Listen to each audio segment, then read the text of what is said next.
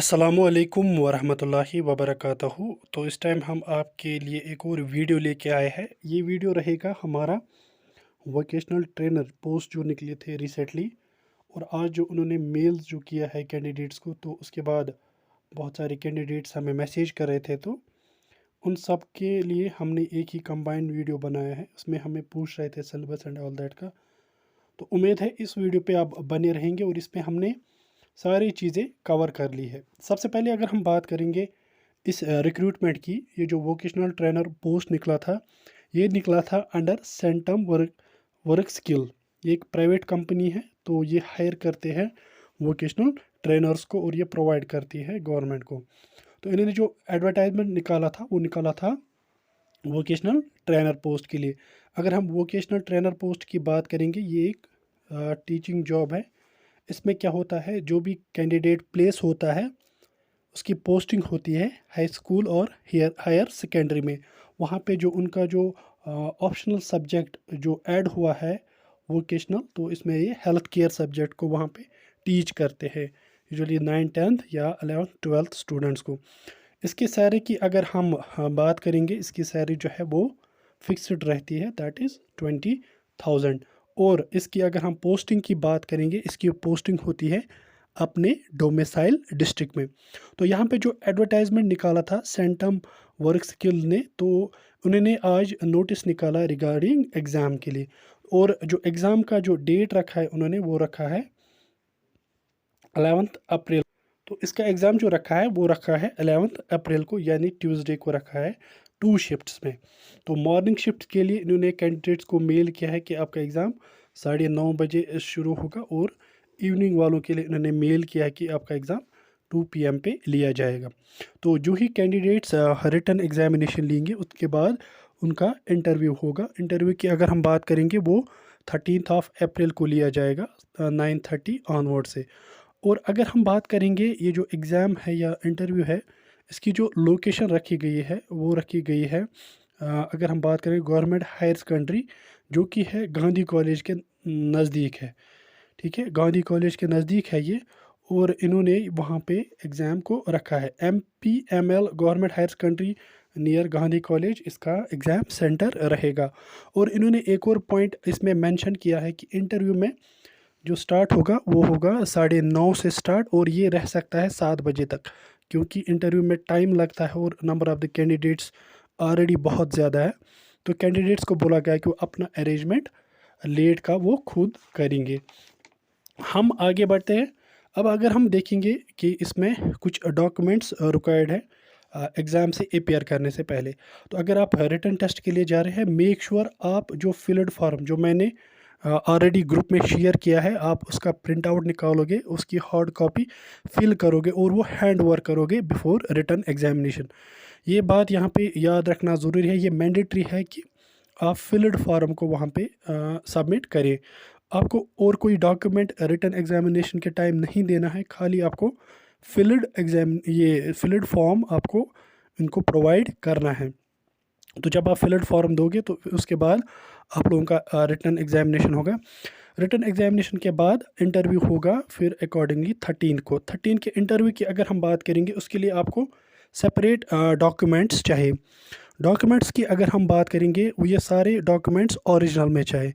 इसमें क्या क्या आता है, इसमें आप लोगों को अपना रिज्यूम, जो रिज्यूम है उसके साथ जो आपने ऑलरेडी फिल किया है एप्लीकेशन फॉर्म, जो आप रिटर्न टाइम के दोगे उसको अटैच करोगे रिज्यूम के साथ। अपार्ट फ्रॉम दैट डॉक्यूमेंट्स की अगर हम बात करेंगे, इसमें आप 10th 12th marks card, GNM के सारे ईयर्स के मार्क्स कार्ड, BSc के सारे ईयर्स के मार्क्स कार्ड भी साथ रखोगे, ज़ेरॉक्स। ठीक है, और इसमें आपको आधार का ज़ेरॉक्स रखना है, पैन कार्ड का ज़ेरॉक्स रखना है, डोमिसाइल का ज़ेरॉक्स रखना है, और आपको जो बैंक पासबुक होता है उसका ज़ेरॉक्स रखना है। ठीक है, तो बैंक पासबुक यूजुअली फिर सिलेक्टेड कैंडिडेट्स को ही मांगा जाएगा, लेकिन अभी इन्होंने रखा है तो आप ये साथ रखना ना भूलें। एंड लास्ट पे the most important is the experience certificate. तो एक्सपीरियंस सर्टिफिकेट का भी आपको अपने साथ रखना है। तो ये थे डॉक्यूमेंट्स जो मैंने आपको बताए, ये हमें साथ रखने हैं at the time of interview. और अगर हम बात करेंगे इस रिक्रूटमेंट की, जो सिलेक्शन है ये होगी on the base of written test plus interview. तो रिटन टेस्ट में आप लोगों का एमसीक्यू एग्ज़ाम होगा, पैटर्न जो होगा वो इंग्लिश पे जैसे इन्होंने बताया है तो उसी पे होगा, और दूसरा होगा इंटरव्यू। इंटरव्यू की अगर हम बात करेंगे, इंटरव्यू में आपसे वो आपका स्किल चेक कर सकते हैं इन द फॉर्म ऑफ, वो आपको बताएंगे कि कोई लेक्चर दे दो किसी टॉपिक पे एंड आपको वहाँ पे क्वेश्चंस पूछ सकते हैं। तो दो चीज़ें इंटरव्यू में आएगी, आपका स्किल देखा जाएगा और आपकी नॉलेज देखी जाएगी। स्किल में वो बता देंगे आपको कोई भी टॉपिक है उस पर आप लेक्चर दीजिए, वहाँ पे आपके सामने बोर्ड लगा होगा तो आपको वो देना है। तो अब आगे बढ़ते हैं। तो बहुत सारे क्वेरीज आ रही थी कि इसके लिए हम क्या पढ़ेंगे। अगर हम सिलेबस की बात करेंगे, there is no particular syllabus for this examination, but अगर हम बात करेंगे प्रीवियस रिक्रूटमेंट एग्ज़ाम्स के बारे में, तो वहाँ पे यूजुअली 4 मेन सब्जेक्ट्स में से क्वेश्चंस पूछे जाते हैं। इन सब्जेक्ट्स की अगर हम बात करेंगे, fundamental of nursing, community, gynae and paediatrics, तो इनमें से क्वेश्चंस पूछे जाते हैं। और अगर मेन की बात करेंगे वो फंडामेंटल एंड कम्युनिटी। एंड इस टाइम जैसे आप सबको पता है सिर्फ 2 दिन है, तो हम एक ही चीज़ बोलेंगे, इस टाइम आप प्रीति अग्रवाल रिकमेंड करेंगे, उसमें आप ऑब्जेक्टिव जितने आपसे हो सकते हैं उन ऑब्जेक्टिव्स को पढ़िए और इन 4 बुक्स को कंप्लीट करने की कोशिश करिए। अपार्ट फ्रॉम दैट, इनसे अलावा आपको क्या करना है, कंप्यूटर के बारे में आपको नॉलेज गेन करनी है।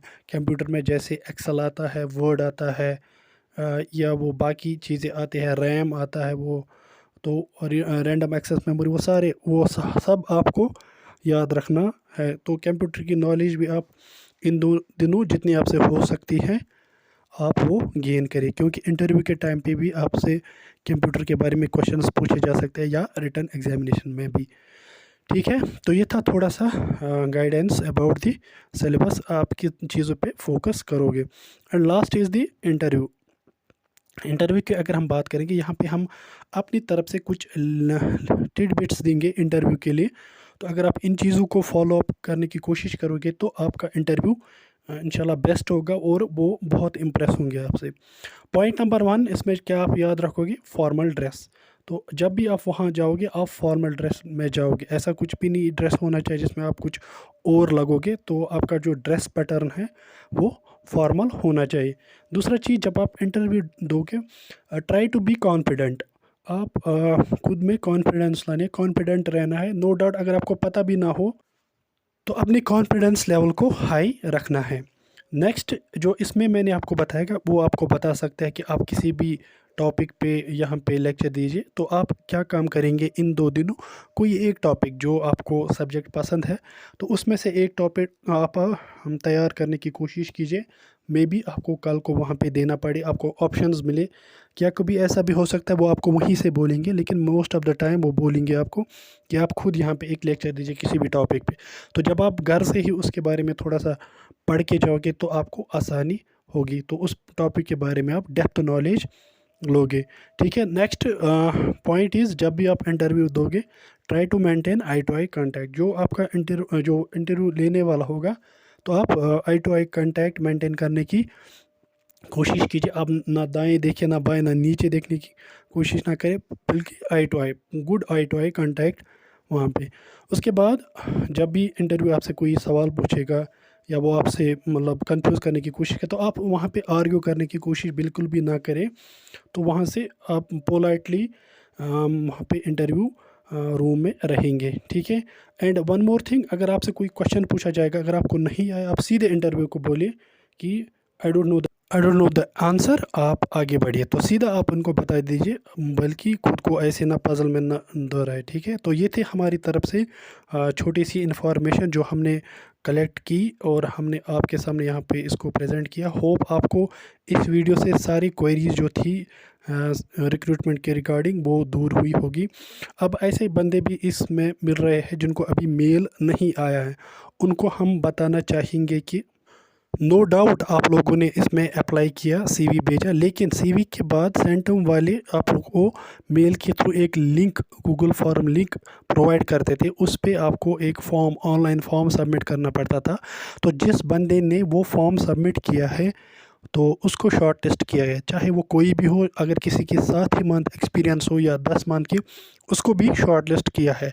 बट अब अगर कोई बंदा है, उसने सीवी तो भेजा है, अगर उसको लिंक नहीं आई है, अगर उसने गूगल फॉर्म नहीं भरा है, तो उसको उन्होंने कंसिडर नहीं किया है। तो ये क्वेरी थी बहुत सारे कैंडिडेट्स की। उन्होंने अप्लाई तो किया है, सीवी भी भेजा है, लेकिन उनको मेल नहीं आया है। मेल खाली गूगल फॉर्म वालों को आया है। तो आई होप आपको हमारी इस वीडियो से बहुत सारी जानकारियाँ मिली होंगी। होप आप इस वीडियो को पसंद करोगे, और हमारी यूट्यूब चैनल को सब्सक्राइब करना ना भूलिए, और लाइक का बटन हिट करना ना भूलिए। तो आज के लिए इतना ही। इंशाल्लाह कल किसी और वीडियो पे मिलेंगे, तब तक के लिए अल्लाह हाफ़िज़।